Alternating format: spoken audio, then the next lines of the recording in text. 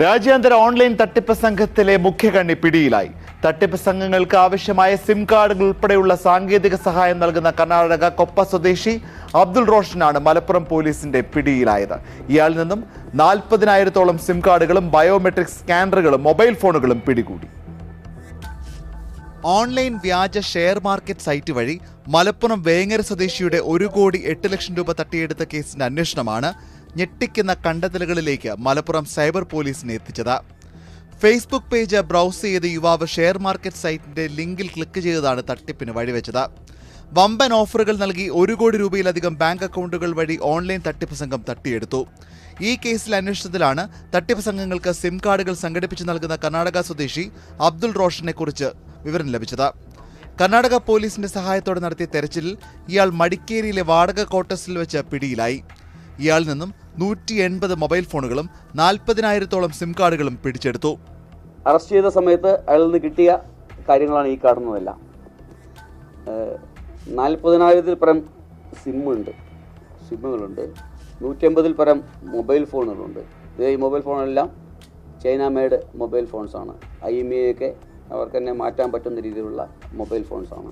ഇതിലുള്ള വേറൊരു പ്രധാന കാര്യം എന്താ വെച്ച് കഴിഞ്ഞാൽ, ഇതിൽ ഇനിയും ആക്റ്റീവായിട്ടുള്ള 1,500-ഓളം സിമ്മുകളുണ്ട് ഇപ്പോൾ പ്രസൻ്റ്ലി ആക്റ്റീവായിട്ടുള്ളത്. മാത്രമല്ല ഇനി ആക്റ്റീവ് ആക്കാനുള്ള 2,000-ന് മുകളിൽ സിമ്മുകൾ ഇരിക്കുന്നുണ്ട്. ഇദ്ദേഹം മടിക്കേരിയിലെ ജിയോയുടെ അവിടുത്തെ ഡിസ്ട്രിബ്യൂട്ടറാണ്. ഇതിൻ്റെ പുറകിലുള്ള ആളുകളെക്കുറിച്ച് നമുക്ക് വ്യക്തമായ സൂചന ലഭിച്ചിട്ടുണ്ട്. ചെറിയൊരു തുകയല്ല, അത് ഒരു വലിയ തുകയ്ക്ക് ഡെയിലി ബേസിൽ ഇപ്പോഴും നടന്നുകൊണ്ടിരിക്കുന്നുണ്ട്. ഇത് ആളുകൾ തട്ടിപ്പിന് ഇരയാവുന്നുണ്ട്. ഇത് ഇന്നും നടന്നിട്ടുണ്ട്, ഇത് നാളെ നടന്നുകൊണ്ടേയിരിക്കുന്ന സംഭവമാണ്. അപ്പോൾ ഇതിൻ്റെ പുറകിലുള്ള ആളുകളെ നമ്മൾ കൃത്യമായിട്ട് നമുക്ക് ഇൻഫർമേഷൻ ഉണ്ട്, ഇവരെല്ലാം നമ്മൾ വെളിയിലാക്കും. സ്വകാര്യ മൊബൈൽ കമ്പനി ജീവനക്കാരനായിരുന്ന ഇയാൾ ആളുകൾ അറിയാതെയാണ് അവരുടെ പേരിൽ സിം കാർഡുകൾ എടുത്തിരുന്നത്. സിം കാർഡ് എടുക്കുന്നതിന് കസ്റ്റമർ റീറ്റെയിൽ ഷോപ്പുകളിൽ എത്തുമ്പോൾ അവരറിയാതെ 2-3 പ്രാവശ്യം ഫിംഗർ പ്രിന്റ് ബയോമെട്രിക് പ്രസ് ചെയ്യിപ്പിച്ചാണ് സിം കാർഡുകൾ എടുത്തിരുന്നതെന്ന് ഇയാൾ പോലീസിനോട് സമ്മതിച്ചു. ഇതിനായി സുഹൃത്തുക്കളുടെ കടകളാണ് ഇയാൾ തെരഞ്ഞെടുത്തിരുന്നത്.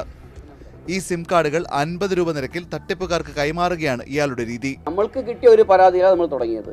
ഇത് നമ്മുടെ ഒരു ചെറിയ മലപ്പുറം ജില്ലയിലോ അല്ലെങ്കിൽ കേരളത്തിൽ മാത്രം നിൽക്കുന്ന ഒരു സംവിധാനമല്ല. അത് ഓൾ ഓവർ ഇന്ത്യ ഉണ്ട്, ഔട്ട്സൈഡ് ഇന്ത്യ ഉണ്ട്. ഇങ്ങനെ കുറേ ആളുകൾ ഇങ്ങനെ ഇൻവെസ്റ്റ് ചെയ്യാൻ ഇങ്ങനെ പ്രേരിപ്പിക്കുന്നു. എനിക്ക് അത്ര ഒരു ദിവസം ഇത്ര ലാഭം കിട്ടി എന്നൊക്കെ ആളുകൾ എങ്ങനെ പ്രലോഭിപ്പിക്കുന്നു. അത് ഇവരെല്ലാം കൂടിയുള്ള ഒരു ടീമായിരിക്കും ചെയ്യുന്നത്. അപ്പോൾ വളരെ സാധാരണക്കാരായ ഇതിൽ ചതിക്കുഴിയെക്കുറിച്ച് അറിയാത്ത ആളുകൾ ഇതിൽ കയറിയിട്ട് അവരെന്ത് ചെയ്യും, ഇതിലിങ്ങനെ ഇൻവെസ്റ്റ് ചെയ്യും. ആദ്യം കുറച്ച് വാച്ച് ചെയ്യുമ്പോൾ ഭയങ്കര പ്രോഫിറ്റ് കിട്ടിയോടൊക്കെ ഇങ്ങനെ മെസ്സേജ് ഇടുന്നത് കാണാൻ പറ്റും. അപ്പോൾ സ്വാഭാവികമായിട്ട് നമ്മൾ ഇവർ തരുന്ന ടിപ്പ് കറക്റ്റ് ആകുമ്പോൾ അവർ വളരെ കൃത്യമായിട്ട് വിശ്വസിക്കും. ഇവർ കൊണ്ടുപോയിട്ട് വലിയ തുകകൾക്ക് ഇവർ ഇടും. അത് ചിലപ്പോൾ ഇവരുടെ പ്രോഫിറ്റൊക്കെ ചിലപ്പോൾ ഇതിൽ കാണിക്കും, ഇവരുടെ സൈറ്റിലൊക്കെ കാണിക്കുമായിരിക്കും. പക്ഷേ അങ്ങനെ ഇട്ട് പോയിട്ട് കുറച്ച് കണ്ട് പോകുമ്പോൾ ഇത് നോക്കുമ്പോൾ നമ്മൾ വിഡ്രോ ചെയ്യാൻ നോക്കുമ്പോൾ നമ്മുടെ ഇതിൽ വിഡ്രോളൊക്കെ കാണിക്കും, പക്ഷേ ക്യാഷ് നമ്മുടെ ബാങ്ക് അക്കൗണ്ടിൽ എത്തില്ല. Facebook, WhatsApp, Instagram, Flipkart, IRCTC തുടങ്ങിയ പ്ലാറ്റ്ഫോമുകളിൽ വ്യാജ അക്കൗണ്ടുകൾ തുറക്കുന്നതിന് ഓൺലൈൻ തട്ടിപ്പ് സംഘങ്ങൾക്ക് വേണ്ട സാങ്കേതിക സഹായവും ഇയാൾ ചെയ്തിരുന്നു. സംഭവത്തിൽ ഉൾപ്പെട്ടിട്ടുള്ള മറ്റ് ആളുകൾക്ക് വേണ്ടിയും അന്വേഷണം തുടരുന്നുണ്ട്. പ്രതി മറ്റെന്തെങ്കിലും തട്ടിപ്പുകൾക്ക് വേണ്ടി സിം കാർഡുകൾ ഉപയോഗിച്ചിട്ടുണ്ടോ എന്ന കാര്യവും പോലീസ് അന്വേഷിക്കുന്നുണ്ട്.